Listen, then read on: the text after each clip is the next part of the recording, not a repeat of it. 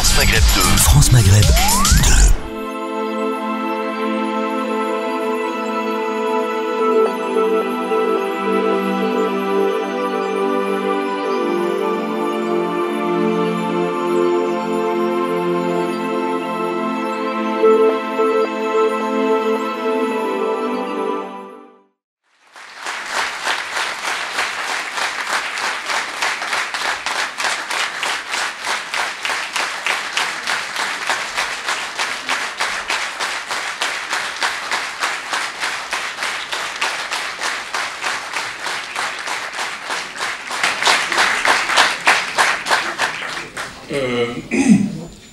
Barakallahu fik.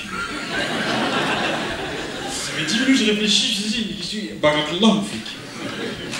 Ce qui, en substance, est à peu près la phrase la plus bienveillante qu'un musulman puisse dire à qui que ce soit. C'était pas facile de donner envie de république dans ce contexte. Non, moi, bravo, j'ai envie d'écouter. Alors, même si c'est que des mots, c'est vrai, et ben, c'est toujours ça de prix et ça fait bien plaisir. Merci. Merci, monsieur.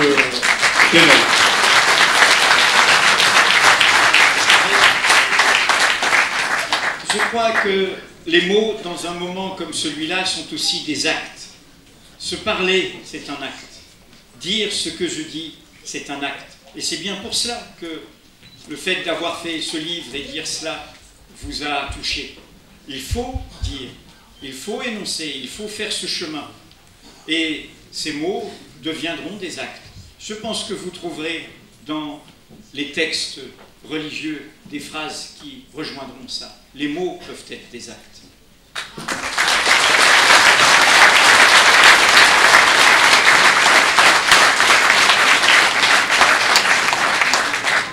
Monsieur Ramadan.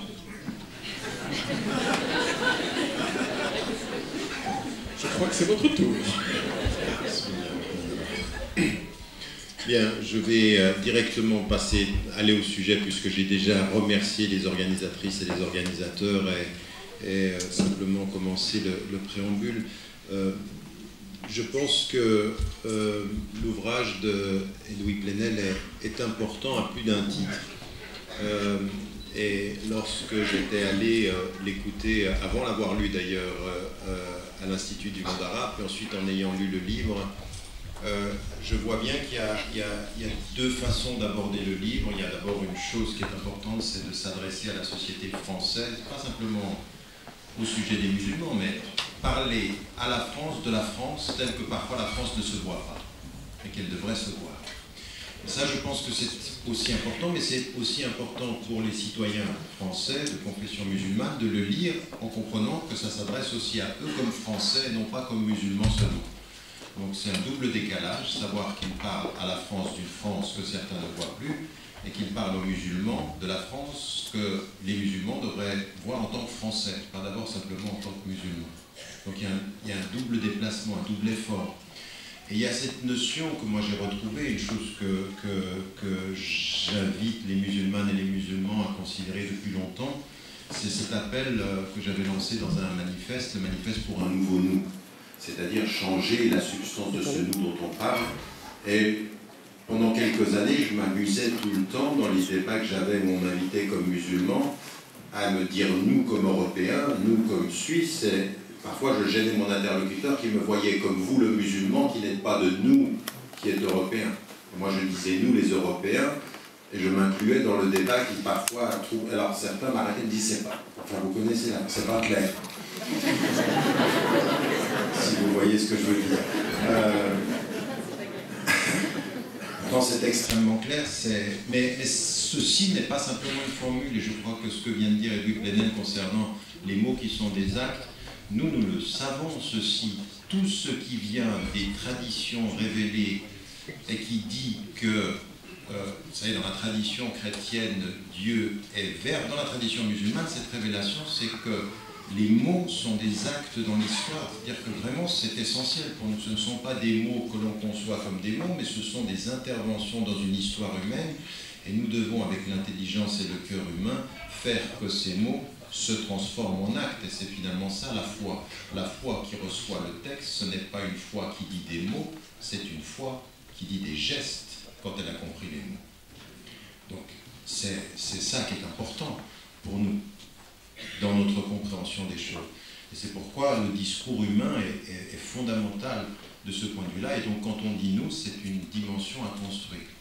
Deuxième élément, et c'est vrai que cette rencontre avait été organisée avant les événements, et il y a une chose qu'il faut considérer comme des personnes responsables. Alors moi j'ai entendu, et j'ai beaucoup entendu plein de choses qui vous savez, c'est pas nouveau cette idée qu'il y a plein de choses par rapport à ces événements qui posent question. Que s'est-il vraiment passé? Comment s'est-il passé? Et puis finalement, à force de tourner autour de ce qui aurait pu se passer, à utiliser le conditionnel, finalement on essaie d'éviter d'avoir à répondre à l'indicatif. Or il faut répondre à l'indicatif des faits. Il y a des faits qui se sont passés. Et il y a des gens qui ont référé à l'islam dans ce qui s'est passé. Alors après, on peut imaginer tout ce que l'on veut pour éviter de répondre, mais à un moment donné, il faut pouvoir prendre position sur ce que l'on fait, ce que l'on sait.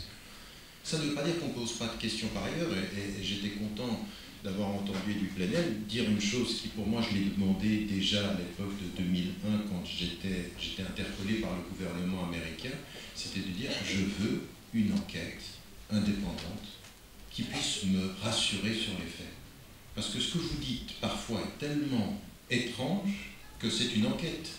Et j'ai une enquête indépendante, qu'on n'a jamais eue d'ailleurs. Comme en Angleterre. Au point que le conseiller de Blair, une fois venu à côté de moi, il dit « nous savons que c'est la bonne réponse », comme pour me dire « on est avec vous ». Il pensait que j'allais penser qu'il était avec nous, dans sa façon de gérer les choses.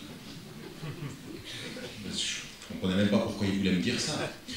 Mais la vraie question, elle est celle-ci, c'est-à-dire qu'à un moment donné, on se positionne sur des faits, mais on a le droit de poser des questions sur les faits en disant « allez plus loin, dites-nous vraiment ce qui s'est passé ». Or, moi, il y a clairement aujourd'hui des musulmanes et des musulmans qui sont dans cette posture intellectuelle, qui sont dans cette violence, qui sont dans cette agression. Personne aujourd'hui ne peut nier qu'il y ait, parmi les musulmans, des gens qui ont traduit leur rapport à l'Occident dans un rapport de conflit et de mort. Personne ne peut nier ça. Après, dans les faits, on peut demander plus. Mais maintenant, il faut prendre position.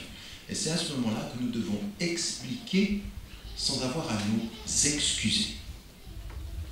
Et cette attitude-là, elle est importante. C'est-à-dire que moi, je ne vais pas passer mon temps à m'excuser, mais nous avons essayé d'expliquer. Et ça veut dire expliquer ce qui s'est passé, prendre des positions. Il y a des musulmanes et des musulmans qui ont un comportement qui est totalement en opposition avec les principes qu'ils disent défendre. Donc il faut prendre position. Il faut expliquer comment on se positionne par rapport à cela. Et donc c'est une première attitude intellectuelle qui est une attitude de responsable. Et ce dont on manque aujourd'hui, on manque de voix, en France ou en Europe, qui prennent de plus en plus la parole, non pas pour faire plaisir aux interlocuteurs, non pas pour s'excuser de ce qui se passe, mais pour expliquer et prendre position clairement sur les faits. Dire voilà, ça c'est ma position. Et ajouter à cela le fait de refuser qu'on nous assigne à prendre une position qui ne serait pas celle avec laquelle on est en accord, simplement pour prouver qu'on est gentil. À un moment donné, il faut dire je condamne ceci, mais vous ne pouvez pas m'obliger à être d'accord sur votre analyse des faits. Et ça, c'est une attitude qui est très importante, qu'il faut avoir aussi, à mon sens, dans la gestion du temps. Vous savez, en psychologie élémentaire, on sait une chose. Quand vous êtes sous le coup de l'émotion, il y a des choses qui sont inaudibles par le fait de l'émotion. Et moi, ça m'est arrivé là, il y a 7 jours. Je suis interpellé par la télévision suisse, on me pose la question de savoir est-ce que vous êtes Charlie en 2 minutes. Non mais c'est pas drôle. Parce que je condamne, et tout de suite après, moi je ne suis pas Charlie dans le sens où c'était contraire à toute l'histoire que j'avais eue avec ce journal. Mais en fait, ce que j'ai dit à partir de là où j'étais n'était pas audible par rapport à la population de là où elle le recevait. Donc il fallait expliquer. C'est une personne qui m'a dit « j'ai aimé vos interventions sauf celle-ci ». Et j'ai essayé de comprendre, j'ai voulu comprendre pourquoi elle me disait ceci, parce qu'elle me le disait de façon bienveillante. Elle me dit « la charge émotionnelle était telle que ce que vous avez dit ne pouvait être que mal compris. Et donc, plutôt que de penser, vous feriez bien d'essayer de me comprendre, là, vous commencez à vous dire, nous avons la responsabilité de dire des choses qui soient audibles par ceux à qui nous nous adressons. Le temps de l'émotion, c'est pas rien. Et quand, une semaine après les événements des États-Unis, je me suis retrouvé à New York, je me suis retrouvé en face d'une charge émotionnelle qu'on ne pouvait pas nier. Et les gens ne jouaient pas, les gens étaient vraiment sincères dans le trouble. C'est-à-dire, il faut vous imaginer qu'à un moment donné, vous êtes en face de ces tours et vous ne savez pas ce qui vous arrive. Et cette charge-là, maintenant, vous l'avez eue aussi en France. Et à un moment donné, il faut savoir porter la nuance, il faut savoir dire les choses dans le temps où elles sont audibles. Nous avons la responsabilité de parler, mais nous avons la responsabilité de nous faire comprendre et donc de savoir à qui nous nous adressons au moment où nous nous adressons. Après, les nuances, elles viennent. C'est-à-dire de pouvoir dire, j'ai une journaliste qui est venue vers moi, elle me dit, moi, par rapport à ça, je dis, je suis Charlie, mais je ne suis pas Charlie Hebdo. Voulant mettre en évidence, ce que veut dire Charlie, c'est le peuple qui est pour la liberté d'expression, mais Charlie Hebdo, ce qu'il faisait de cette liberté-là, je ne suis pas d'accord. Donc elle a apporté une nuance. À nous aussi de savoir dire comment on se positionne par rapport à ça. Parce que si la réactivité émotionnelle pour dire « je ne vais pas me laisser faire par votre injonction, je ne suis pas Charlie », et on le dit de façon aussi agressive qu'il a été dit de façon émotive, ce sont deux émotions qui se confrontent, on n'est pas du tout dans un rapport raisonnable et rationnel. Et moi j'ai vu des jeunes qui en voulaient en découdre sur les mots. « Je ne suis pas Charlie, je vais te montrer qui je suis. » Ben, tu ne montres rien du tout. Et il y en a parmi vous qui sont comme ça, c'est-à-dire qui répondent émotionnellement à ce... Aujourd'hui, la France, elle a besoin de citoyens français qui savent garder leurs émotions et les dire. Il faut pouvoir dire l'amour, il faut pouvoir dire l'empathie. Il faut faire attention à que l'émotion, ça ne se traduise pas en un discours agressif, en un discours d'une émotion qui répond à une autre. Ça, c'est un piège. C'est un piège. Il faut que ce soit raisonnable. Il faut savoir dire l'amour, mais il ne faut pas que l'amour, ça devienne « je vais te montrer qui je suis, si notre amour... » Et puis nous, on est ceux qui sont d'origine arabe ici, d'origine arabe, même après 3 générations, il y a quelque chose qui est passé dans notre sang, ça ne s'est pas parti.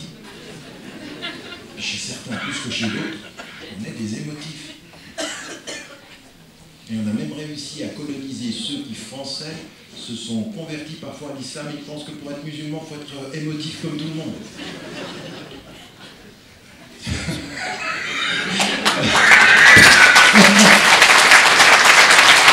Vous avez bien vu qu'il y a des niveaux d'émotion. L'émotion, c'est extraordinaire. C'est extraordinaire. Il faut juste faire attention de ne pas devenir la victime de ces émotions, d'être soumis à ces émotions, de ne pas avoir... Raison pour laquelle, vraiment, même dans la tradition spirituelle, c'est ça, qui est le fort parmi vous? Et les compagnons du prophète, quand il disait qui est le fort, ils pensaient qu'il allait dire celui qui renverse son ennemi. Non, celui qui maîtrise, celui qui maîtrise sa personne quand il est en colère. Donc il n'a pas dit que c'était faux d'être en colère. Il dit, c'est pas juste de se laisser emporter par sa colère. La colère, elle est naturelle, le spirituel, c'est le contrôle. Et dans notre situation aujourd'hui, nous avons besoin d'un vrai contrôle raisonnable sur ces émotions-là. Donc c'est pour ça que... Et tout ça, ça va avoir un impact sur notre façon de nous exprimer, sur le calme dans l'expression, sur la logique de notre propos. La France, elle a besoin aujourd'hui de gens ouverts de cœur, calmes d'esprit. Comme vous? Non, mais non. Comme vous devriez l'être, comme nous tous nous devrions l'être, mais pas forcément que des musulmans. Des gens, j'en ai rencontré énormément, des gens qui ne sont pas musulmans, qui posent des choses, qui ont envie de comprendre, qui ont envie de poser le débat d'une façon différente. Faites attention à ce que, de la même façon qu'on ne veut pas que les musulmans soient perçus par ceux qui font l'actualité de façon dramatique, qu'on ne regarde pas la France par ceux qui font l'actualité de façon médiatique. Ils ne représentent pas la France, c'est pas vrai. Et ceux qui sont dans les médias, c'est pas toute la France. Il y a autre chose en France que cela. Il ne faut pas généraliser dans un sens comme dans l'autre, et ça, l'émotion nous y amène souvent. Et donc, là aussi, il y avait toute cette question, que moi j'avais beaucoup aimé dans la fin du livre de Edoui Plenel, sur la dimension de l'empathie, sur la dimension... C'est un texte extrêmement rationnel, et qui n'a jamais perdu le sens du cœur. Et à la fin, il parle de ça. Et l'empathie, pour nous, c'est vraiment essentiel. Dans notre tradition, elle est essentielle. Dans toutes les traditions spirituelles, elle est essentielle. L'humanisme est fondé sur l'empathie. Et donc, il faut que nous nous réconcilions avec ça. Permettez-moi juste, encore une fois, je vous avais dit, ce n'est pas un débat contradictoire parce que nous sommes d'accord sur beaucoup d'éléments. Moi, dans le livre que j'ai lu, j'étais en accord avec énormément de choses. J'aimerais juste maintenant essayer de traduire ceci en quelles sont aussi nos responsabilités par rapport à tout ça. Et au moment où on est impliqué historiquement dans des tensions comme celle-ci, on peut maintenant avoir une stratégie qui est de répondre au cas par cas. Donc là, on a une stratégie, on a une tragédie qui arrive, puis on va essayer d'y répondre. Et moi, ce que je vous propose depuis des années, c'est qu'on fasse un pas en arrière beaucoup plus large, c'est-à-dire qu'on puisse penser nos réactions aux événements à la lumière d'une vision dans l'histoire. C'est-à-dire comment est-ce qu'on voit notre vision dans l'histoire, quelle est notre responsabilité de ce point de vue-là. Et c'est pourquoi, quand on en vient à ça, je dis souvent ceci aux journalistes. L'autre jour, c'était sur une chaîne étrangère en Angleterre, où je disais 99% des fois où j'interviens dans les médias, j'interviens dans la réaction. Et beaucoup des choses que vous aimez et que vous suivez vous-même dans les médias, c'est que vous aimez le mode de réaction. Mais à mon sens, ça c'est extrêmement dangereux. Il faut que la réaction soit une action, la réaction n'est une action que si elle participe d'une vision plus générale. C'est-à-dire qu'on a un sens. Et c'est là où, moi je ne cesse de dire, je veux dire, l'autre jour on est sur une chaîne de télévision et on est en train de parler de radio, je veux dire, on est en train de parler du djihad et vous apercevez du fossé qu'il y a en notre compréhension. Mais le problème c'est nous aussi. Citoyens français de confession musulmane, qu'est-ce que nous avons, quelle est la profondeur de notre rapport à ce message-là que nous revendiquons parfois comme identité fermée et non pas comme message ouvert. Parce que l'identité, elle ne peut être ouverte que si vous avez une compréhension ouverte du message. Le message enfermera votre identité si votre message ne s'inscrit que contre l'autre. S'il a une vue large, il vous ouvre le cœur et l'esprit. S'il a une vue fermée, eh bien, il ne peut être que celui d'une identité fermée. Et c'est pour ça que beaucoup des littéralistes qui ont une vision binaire finissent par fermer l'identité du musulman dans la binarité. C'est une identité négative. Vous êtes d'autant plus musulman que vous vous distinguez de celui qui ne l'est pas. Donc c'est une identité craintive et négative. Contre l'autre est fermée sur un certain nombre de principes. Et c'est là où nous devons venir à l'amplitude du message qui est le nôtre. Parce que moi, ce qui me gêne, c'est que nous tombons, à force de réagir à des événements, dans une espèce de compréhension de nous-mêmes qui est extrêmement restreinte, extrêmement réactive, pas du tout confiante. Et nous vivons historiquement en France ce qui s'est vécu dans l'histoire musulmane, de point de vue très très large. Dans l'histoire musulmane, l'ouverture aux civilisations, quand vous regardez El-Farabi, El-Kendi, Ibn Rushd qu'on cite, Averroès, Avicenne, quand vous voyez Abu Hamid el-Ghazali, des gens qui sont en contact avec les chrétiens, avec la tradition grecque, ils le sont parce qu'ils ont une conscience d'eux-mêmes qui permet d'ouvrir le message. Et quand, dans la civilisation musulmane, historiquement, on va se percevoir comme dominé, on va se percevoir comme ayant à réagir à l'Occident, on va finalement se fermer et on va avoir une identité restreinte, étriquée, réactive. Plus d'amplitude. L'apport de la civilisation musulmane aux sciences et à la connaissance a commencé à s'inverser au moment où on a perdu confiance en soi et on s'est présenté comme victime de l'autre, historiquement.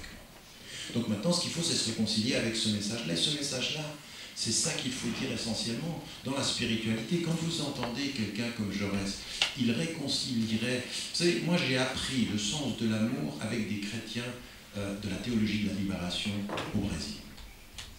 Quand je suis allé voir Don Helder Camara et qui m'a enseigné par les faits ce que je connaissais par les mots dans la tradition musulmane, c'est-à-dire l'islam est une religion de justice et une religion de solidarité avec les pauvres. Et donc parfois, il faut passer par l'autre pour revenir à soi, c'est vrai, parce qu'aller vers l'autre, comme ça a été dit, nous ramène à soi. Et là, ce qui est important pour moi, c'est de dire que nous devons faire un pas en arrière par rapport à tout ceci, puis nous réconcilier avec les fondamentaux. Et les fondamentaux, c'est que tout ce qui est dans la tradition musulmane est basé sur deux choses. Quand vous dites Dieu, vous dites deux choses. Vous devez vous libérer de vous-même pour trouver la paix en vous-même. Mais le travail spirituel, c'est un travail de libération de soi. Pourquoi je dis ceci? Parce que la libération de soi, c'est le meilleur moyen de comprendre que quand vous êtes soumis à vos émotions, vous êtes emprisonné par vous-même. Les émotions mal gérées sont des prisons. Mais la libération de soi, c'est ce travail par lequel vous revenez vers vous-même. Et moi, je n'ai pas envie d'un islam, je le répète tout le temps, halal, haram, c'est permis, c'est pas permis. Et puis on construit un univers de la structure légale. Mais non, c'est pas ça. Le légal sans le souffle, c'est un emprisonnement. Le légal avec le souffle, c'est du sens. Si j'ai de la lumière sur ma route, le légal me permet de suivre la route. Mais si je n'ai pas de lumière sur la route, le légal, c'est là où je me cogne. Donc, à partir de ce moment-là, ce processus de libération et de paix, c'est là où il faut se poser la question, il est basé sur quoi? Français de confession musulmane, votre rapport à ce message-là, à cette spiritualité, est basé sur quoi? Et là, il y a des conditions. La première, et ça c'est aussi très très important, c'est une dimension essentielle, parce que implicitement dans tout ce que dit Edoui Plenel et tous ceux qui nous interpellent, ils nous interpellent sur un sens de la responsabilité. Le sens de la responsabilité pour nous, il passe par l'éducation. Il passe par l'acquisition de la connaissance. Et pas l'acquisition de la connaissance uniquement du Coran et de la tradition du prophète. La connaissance veut dire ce qui vous permettra d'être autonome là où vous vivez, au moment où vous vivez. C'est-à-dire, mukallaf, c'est-à-dire autonome. Et la connaissance, ça veut dire, bien entendu, pour référence musulmane, mais la connaissance de la société, la connaissance de ses lois, la connaissance de son histoire.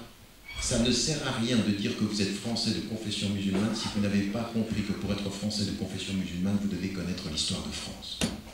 Vous devez connaître les auteurs. Vous devez connaître... Et c'est ça qui est le plus important. Quand certains viennent vers moi et me disent « tu leur parles comme ça, tu leur parles bien », mais parce que je suis de cette culture. Je suis français de culture. C'est-à-dire qu'à un moment donné, je n'ai disqualifié personne dans ma quête de connaissance. Même le pire m'a enseigné le meilleur. Même celui qui a dit « Dieu est mort », je l'ai lu pour comprendre qu'est-ce qu'il voulait me dire. Et Nietzsche qui a dit « Dieu est mort » m'a enseigné à savoir « Dieu est » et il est vivant. Mais oui. Non, on n'est pas dans un meeting politique, on essaie de comprendre nos responsabilités. Et ça, c'est très important. C'est très important, pourquoi? Parce qu'on ne peut pas continuer, quel que soit ce qui se passe dans les cités, quelles que soient les situations des écoles, à un moment donné, il faut célébrer l'éducation. Il faut quand même qu'on se rende compte qu'il y a des opportunités en Occident qu'on n'a pas en Afrique, dans l'acquisition potentielle de la connaissance, dans les écoles. Ça, c'est déterminant. Devenir un sujet, c'est acquérir de la connaissance. Et la connaissance, comme je l'ai dit, de nos références, comme de la société, comme des gens qui sont autour de nous. C'est la condition de la libération. L'ignorance est une prison, la libération passe par l'acquisition de la connaissance. Et ça, il faut qu'on le dise, et chacun d'entre nous, et encore une fois, il n'y en a pas un dans cette salle qui peut penser qu'il a acquis on est tous des étudiants de ce point de vue-là, on est tous en... Mais ça, il faut qu'on le dise, parce que c'est ceci qui est important, c'est cette acquisition de la connaissance qui nous fait devenir des sujets, et sur lesquels on doit... L'autre chose qui est importante, c'est que l'acquisition de la connaissance, c'est pas pour simplement obtenir des titres. Il y a une autre chose qui est la démarche de la... Vous savez, une démarche qui est très très importante pour nous, elle est liée à la spiritualité, elle est liée à la collectivité. Comment vous atteignez la paix personnelle, intime, et la paix sociale? Il y a des conditions à la paix. Et l'une des conditions essentielles de la paix, bien entendu, c'est l'acquisition de la connaissance, mais il y en a une autre, elle vient d'être citée tout à l'heure, c'est la justice. Si vous êtes injuste avec votre cœur, vous ne serez pas en paix. Si vous êtes injuste avec votre intelligence, vous ne serez pas en paix. Si vous êtes injuste avec votre corps, vous ne serez pas en paix. Négligez votre corps, vous ne serez pas en paix.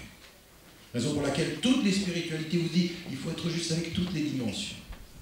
Dès le début et de l'origine, Allahumma zalamna anfusana. Nous avons été injustes à notre propre égard. Et donc cette notion de justice, elle est capitale. Aujourd'hui, quelle est la valeur ajoutée des Français de confession musulmane à l'établissement de la justice dans ce pays. Pas dans la plainte qui consiste à dire on nous traite mal, mais dans la construction, dans l'engagement qui dit on veut que ce soit meilleur. Bien entendu que ceux qui sont les agents du bien dans la société, ce sont ceux qui viennent, qui voient comment est la société, et ils ne se plaignent pas de ce qu'elle ne fut pas, ou de ce qu'elle est, ils sont engagés à ce qu'elle devrait être. Votre présence, c'est la valeur ajoutée, la dimension de la justice. Et ça, c'est pourquoi? C'est pour aller pour la paix sociale. Et moi, ce que j'arrête pas de dire, je le disais, mais à l'époque, on parlait du foulard, on dit, mais arrêtez de nous parler du détail qui nous fait perdre l'essentiel. Il n'y aura pas de paix sociale en France s'il n'y a pas de justice sociale dans les banlieues, s'il n'y a pas d'école qu'on arrête le système d'écoles à géométrie variable et à 2 vitesses. Mais ça, on le sait tous, et donc de ce point de vue-là, il faut faire ce travail de justice. Il faut faire ce travail qui est... Mais attention, pas la justice comme ultime finalité, mais la justice comme condition du vivre ensemble, comme condition de la dignité. Et ça, c'est aussi une démarche qui est importante. Ça veut dire aussi par rapport à la question de la pauvreté, ça veut dire aussi par rapport à la question de la marginalité. Moi, je ne comprends pas que les musulmanes et les musulmans, les Français de confession musulmane, vous ne soyez pas engagés beaucoup plus sur les vraies questions je ne sais pas, de la justice sociale, mais encore une fois, pas de la solidarité, de la lutte contre la pauvreté. Il y a des gens dans ce pays qui meurent de froid en hiver.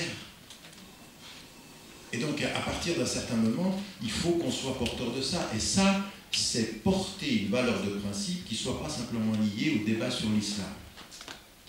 Je reconnais un citoyen de confession musulmane à sa capacité de parler de tout sans parler d'islam. C'est étonnant, non? Un jour, je disais à quelqu'un, il faut parler de Dieu sans en parler. J'ai rien compris. C'est un problème. Parce que ça veut dire que cet engagement-là, il ne s'affiche pas tout le temps. Ce sont des principes, ce sont des mots, ce sont des principes qui doivent se... Et l'autre chose aussi qui a été mise en évidence sur la solidarité. Je veux dire, c'est quand même incroyable qu'on est au IVe siècle. Quelqu'un qui lit « La yu'minu ahadukum hatta yuhibba li akhi ma yuhibbuhu li nafsi » il n'a pas atteint la plénitude de la foi, celui qui n'aime pas pour son frère ce qu'il aime pour lui-même, en disant son frère c'est son frère en humanité, pas son frère en islam, pour qu'en 2015, on ait des gens qui comprennent ça complètement à l'envers en disant mon frère c'est uniquement mon frère en islam. Je veux dire, on est dans un état de régression. Parce que celui qui disait à l'époque où il le dit c'est l'humanité, il le dit avec la confiance de celui qui connaît ses principes. Et celui qui le répète aujourd'hui, il le dit avec la crainte de celui qui cherche ses frères dans sa communauté, loin des autres. Donc, le meilleur d'entre vous, c'est celui qui est le plus utile à l'humanité. Ça veut dire qui sait dire nous, les humains, pas nous, les musulmans, contre tous les autres. C'est une communauté de foi au service de l'humanité des hommes. Ce n'est pas une communauté de foi contre toutes les autres foi. Ça, ce sont des discours qui sont... Mais ça, vous comprenez bien qu'il faut avoir une vision, parce que moi, je veux bien qu'ensuite on se tourne vers la citoyenneté. Mais si on n'a pas compris cette vision large au départ, le reste, ce ne sont que des mots. C'est pour ça que je vois parfois des jeunes qui, comme ils ne comprennent pas cette vision en amont, ils vont me prendre sur le halal d'un élément, d'un petit texte, en disant le texte dit ça, mais ils n'ont pas la vision générale. Et donc on est perdu si on ne revient pas à ça. La notion de la libération quant à soi, qui est basée sur l'éducation, qui est basée sur la justice, qui est basée sur la solidarité. Et vous savez, tout ça, ça s'appelle comment? Dans notre tradition, ça s'appelle la spiritualité active, la spiritualité visible. La spiritualité qui se voit dans nos gestes et dans notre présence. C'est ça la spiritualité. La spiritualité, c'est pas que de prier pendant la nuit. Le prophète, il prie pendant la nuit, c'est parce qu'il va être un acteur le jour. C'est quelqu'un qui prie la nuit parce que le jour, il change le monde. C'est pas il dort, comme certains font pendant le ramadan. Il ne change rien du tout. Il dort. Il dit j'ai prié toute la nuit. Ben, c'est un problème. C'est vrai, c'est un problème. C'est-à-dire cette idée que je me suis battu contre mon sommeil, oui, mais juste le temps de la nuit. Oui, mais là, je ne rigole pas. C'est vraiment une compréhension de notre rôle au monde. Et ça va se traduire. Pourquoi je dis ceci?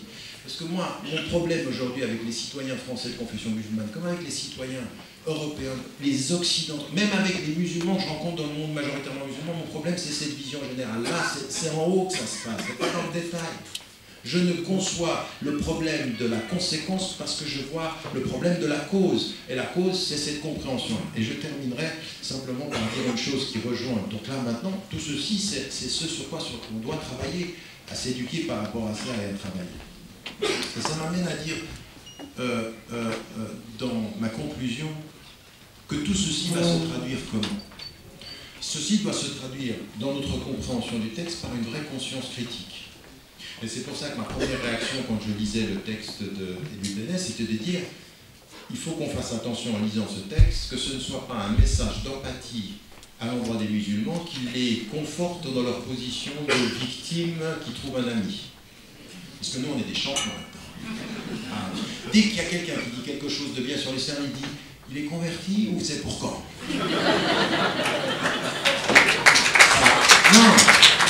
Et ça prouve bien le problème, ça prouve vraiment le problème. Ça prouve vraiment où on en est, On cherche des gentils. Où il est celui qui est gentil? Ça veut dire qu'on a le cœur blessé. Mais c'est humain, hein. Encore une fois, c'est humain de réagir comme ça. Mais ça, il faut le dépasser en ayant une conscience critique. Et ça m'amène à dire que cette première conscience critique que nous avons à avoir, il faut aller loin. Armé de tout ce que je viens de dire, c'est-à-dire ce cheminement vers la paix. Ce cheminement vers la paix, qui a la condition de on n'est pas en paix dans l'ignorance, on n'est pas en paix sans justice, on n'est pas en paix si on ne promeut pas la solidarité, on n'est pas en paix si on n'a pas cet élément de valorisation par l'acte, ça amène la conscience critique. Et ce que nous avons à faire, c'est en tant que citoyens français de confession musulmane, ce que vous avez à faire dans cette compréhension-là, pour être véritablement enraciné en France, il faut faire un vrai travail critique aussi sur des héritages que nous avons eus. Moi, je vais vous dire une chose, je le répète souvent parce que moi, ça m'avait troublé. Je me retrouve à 11h du soir dans les rues de Rotterdam. On est en train de travailler avec la municipalité sur la question de l'intégration des jeunes. Il est 11h du soir, il y a plein de garçons qui sont en train de jouer au foot à l'extérieur. Et ce qui était très marrant, c'est que j'avais un Turc avec moi qui travaillait à la municipalité, et il me regarde, il me pousse comme ça, il me dit « c'est des Marocains ».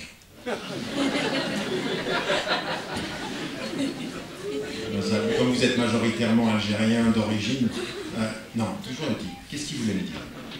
Qu'est-ce qu'il voulait me dire? Il voulait me dire qu'il y avait un problème. Et ensuite, j'ai commencé à faire un travail sur les... Et je peux vous dire des choses que c'est vrai qu'une personne qui travaille à la municipalité m'a dit « je ne peux pas dire ça aux gens parce que si je dis ça, ils vont le percevoir comme raciste ». Elle me disait une chose qui était tout à fait particulière, c'est le côté culturel de notre rapport à la famille.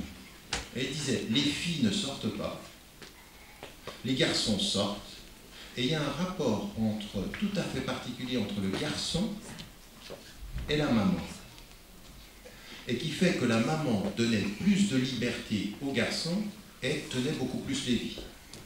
La conséquence historique de ça, tout pays confondu, les statistiques le confirment, c'est que les filles sont beaucoup plus formées que les garçons aujourd'hui parce qu'elles ont été tenues, et que les garçons, et qu'en fait le vrai problème qui va se poser dans peu d'années et qui se pose déjà devant nous, c'est pas la question de la femme parmi les musulmans, contrairement à ce qu'on entend, c'est la question de l'homme.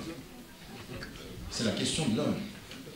Mais ce que je voulais dire là-dedans, c'est qu'on vient avec un passif culturel, et ça se traduit par des attitudes culturelles qu'il faut remettre en cause.